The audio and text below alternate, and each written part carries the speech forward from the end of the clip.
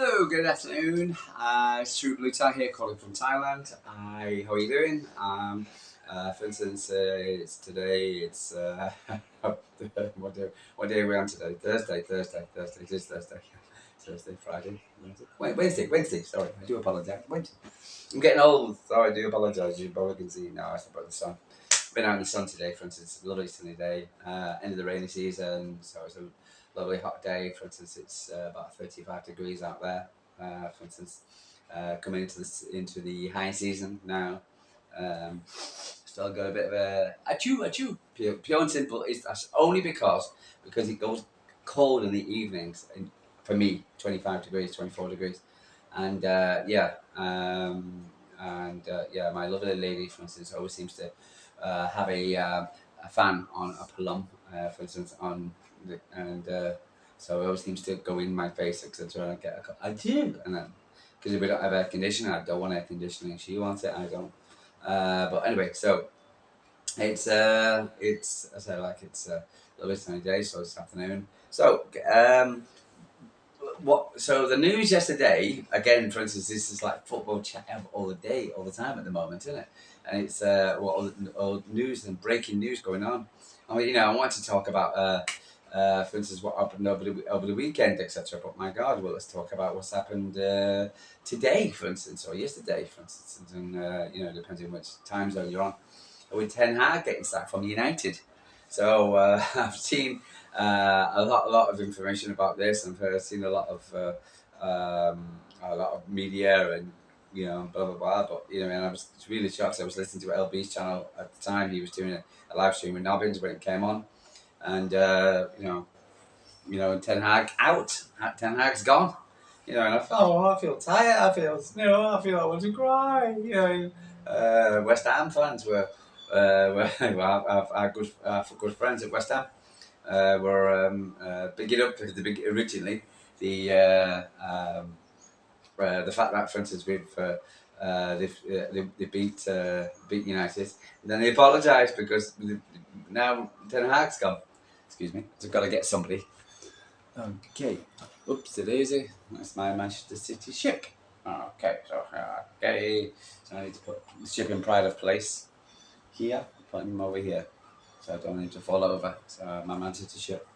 Anyway, but let's have a chat. So let's talk about Ten Hag and why he got sacked. Or the question is, why is it taking so long for him to get sacked? And that's probably the biggest thing.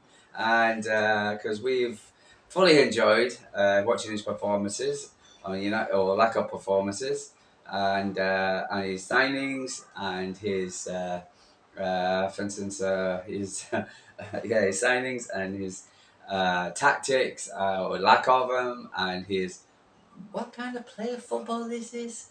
His identity, or Man United's identity, or what's he going for, or whatever.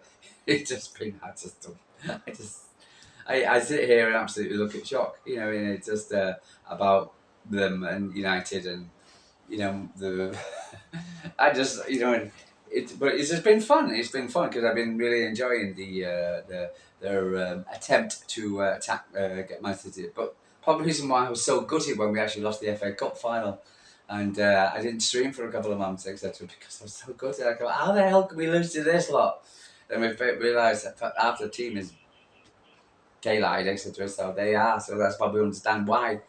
But United falling out of the scenes, etc. And Erik getting sacked, etc. It just it's just it's kind of like an end of an era. It's like end of the like a comedy series is now finished. But with United, it probably isn't, because we had the Ole Gunnar Solskjaer comedy series, we've had the Ten Hag comedy series, we've had the Jose Mourinho comedy series, and now they've had 7 managers since Pep Guardiola turned up.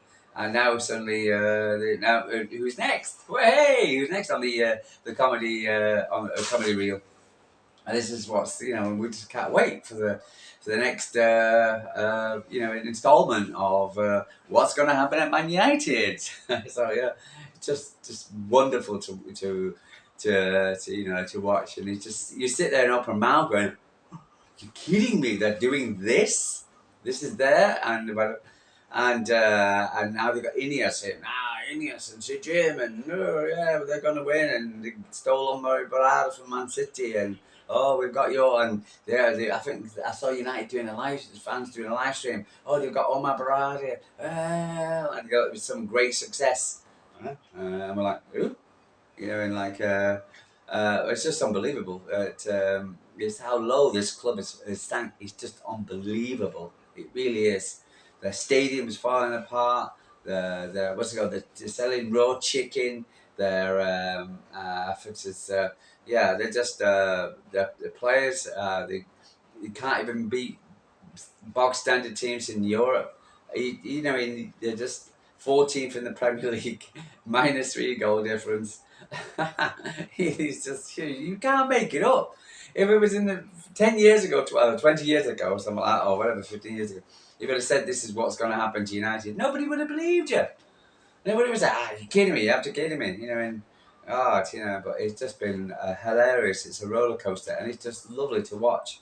And as a Man City fan, and then the next waiting for the next installment of what's going to happen at United, and so yeah, I just love it. I find the whole thing so hilariously funny. And people, be a bit more dignified, be a bit more respectful. Well, there was a certain banner when we was in Division Two, living in Liverpool, and when I used to go to Man City, where I was in Division Two and One, and blah blah blah, and the championships, and for instance, and we didn't even care about the first division at the time. It was called the first division. We didn't care about what was going on, who was scoring, who was winning, and whatever. But whatever.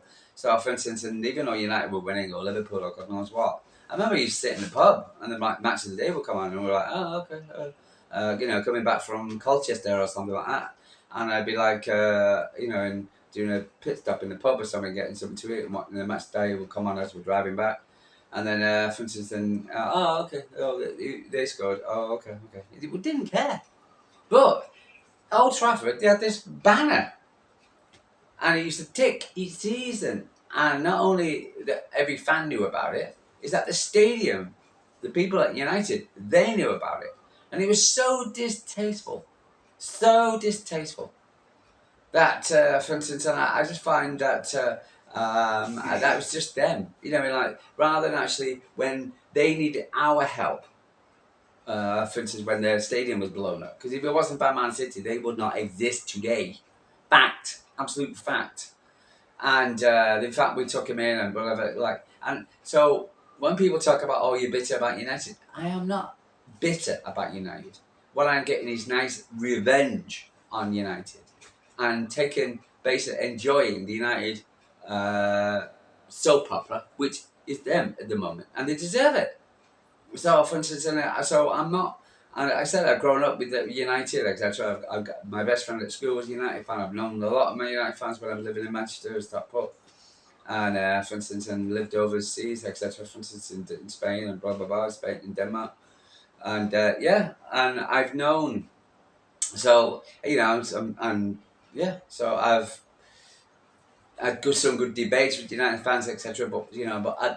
But also, for instance, I find bitterness and jealousy, for instance, is just sublime, off the charts. With and I just and find out how bitter and jealous they are right now, and how when you look at Talk Sport and their 10 Man United, in presenters, and how bitter they are, and Slight Sports, and also Bias BC, whatever, like on their nonsense or the match of the day. Oh, Man City, 1-1-5. Rather than so why in the bleeding hell should I sit here and have to take it from them and not give it back? Okay, and if they're not man enough to take it, then can whatever. So I am enjoying the circus at United. I am enjoying watch their sinking ship go down and down and down. I am enjoying it, and I will take the mick out of them as much as I possibly can, because quite honestly, for instance, they don't deserve my respect, and they live in Calcutta land. We're United. We're the biggest club in the world. Get a United fan not to talk about United without saying they're the biggest club in the world. Okay, so for instance, because that's all they say, are the fact that they deserve to be up there. They deserve to be number one. They deserve to be, and Leicester City wasn't going to win number one when they won the Premier League title, with the biggest club in the world. Those just because they got the biggest fan base of tourists in the world, fine, go ahead and be so. But you're not. It doesn't entitle you to the top, to be top of the league all the time. Just because you had that, for 10 years under Ferguson or so, or more, whatever. Like, doesn't mean to say that you're entitled to in today. Things have changed. Things have moved on. You got to move on with it. And players and teams have got better. And if you can stop the Premier League trying to get on your side and slapping up Man City and trying to slap up Newcastle and teams who want to invest in their clubs and make our Premier League better. So, for instance, because you think you were the biggest club in the world, we need to be blah, blah, blah. So, no, I've got no respect for United and, for instance, and I think they were interviewing United fans outside the Old Trafford yesterday in Salford, and and they were just basically, for instance, saying, "Oh, let's get what's it called, Roy Keane." Oh, next manager. Let's get Ollie back. He did a good job. Huh? Are you kidding me? I don't want Southgate, but I want Roy Keane. Sorry, I want Ollie Gunnar Solskjaer. I thought, what the hell? My God, is it a different air you're smoking? I thought we're the only people who sells cannabis. Has it cannabis gone legal in Salford? My Christ, I don't know, honestly. But no, I'm just absolutely shocked with United fans and the way they are, and so no. And what's it called? Knowing that Erik's gone, it's kind of sad. Bye bye, Erik. Bye bye. And let's see who they're going to get next. But it appears that, for instance, they've been trying to copy Manchester City. So they've been saying, "Ooh, what's happening at City?" Because they seem to do this a lot at the moment. United seem to find out who we're going for, what players we're going for, what managers or whatever, and then try and steal them from under our lives, like Mabarada and players. Or if Man City are going in for a player, or we'll go in for that player as well. And then trying to copy. So Manchester City have got the sporting director at Sporting Lisbon at Manchester City now, and and their manager was linked with Man City as a replacement for Pep if he goes. So what we're going to do, we're going to steal him. We'll take him. Oh, okay. And the thing is, one of the reasons why we're going for him is because he plays the system to which our players will adapt to, the 3-4-3, where when United don't have the team for that. So think that what's the goal? Just because this black guy's a good manager, proven in the Portuguese league, doing well for them, etc. But also his right hand man basically was his sporting director. He's now Man City. So they're going to think this, he'll do the same thing. Now there's a possibility if he can start Man United out, which is no easy feat, because I don't see any person doing it. And because quite honestly, for instance, I don't really put my trust in Ineos. And if I was a United fan, because I think Ineos are a waste of space. And I saw a thing on Sky Sports, and they were talking about what Ineos doing with that French team they bought. Okay, and I believe there's nearly a riot. So they haven't actually broken, trees, etc. with their French club. So why the hell I think they're going to do it at United? Because at the moment they seem to be doing a lot of penny pinching and firing Ferguson and getting rid of players. For instance, what do you call it? The players. People at staff and getting their players to go see if we can catch a ride on a Man City plane to go to the Ballon d'Or and whatever, doing a lot of cost cutting and penny pinching. It's just So I've got no. I'm not kind of. It's a strange time to get here. To get rid of what's it called? Ten Haag in October.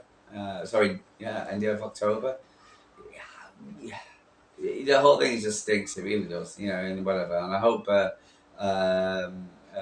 Erik comes back and actually suits them, you know, and or yeah, but anyway, enough of that. So, but the all I know is that the what's it called, the comedy series continues. United are still a joke without a shadow of a doubt. As Manchester City players win the Ballon d'Or, the Premier League title for the fourth season, on the way to the fifth, top of the league, looking down on Arsenal, on Liverpool, and on look at him, there's a picture of him hiding, leaving Old Trafford, hiding Erik, and looking down, and looking loud down on United, way down there. So, for instance, and so hopefully it may continue because I'm enjoying every damn minute of it. And every time I see a United fan, and when I go out for my running, etc., and I see a United t-shirt and things like that, I go, sucks to be you. So yeah, so well done, City. Well done. Yeah. So, for instance, well done, Manchester City. Well done for getting top of the league. Well done for the good win over the weekend. Don't care. Let's go. We got 3 points. You didn't. So happy days. Take care. Anyway, catch you in the next one. Bye bye from Thailand.